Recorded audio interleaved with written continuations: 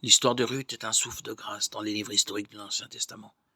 Elle nous parle de fidélité, d'amour, d'innocence et de conversion, et nous montre une voie de paix et de bienveillance.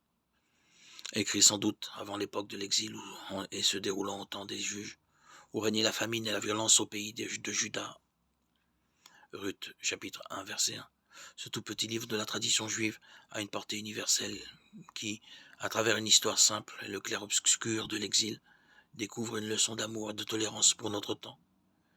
Le récit de Ruth s'ouvre sur le passé révolu de Noémie, veuve d'Elimelech, exilée en pays Moab, pour fuir la famine de sa terre natale, Bethléem.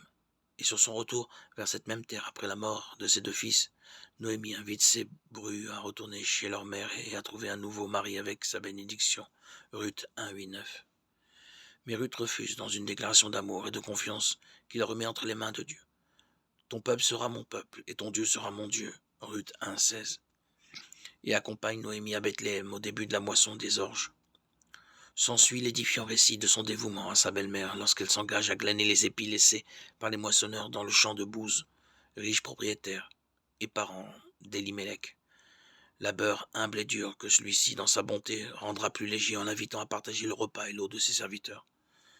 Dans ce monde où se répondent la justice et la bienveillance, un destin paisible se dessine. Noémie invitera Ruth à se reposer aux pieds de Bouze endormie et à faire reconnaître son droit de rachat sur elle comme parente, selon la loi du Lévirin. Bouze épousera Ruth et lui donnera une descendance qui sera celle de David. À travers la vie simple et digne, face à l'adversité de deux veuves fidèles l'une à l'autre, se dévoile l'histoire du salut.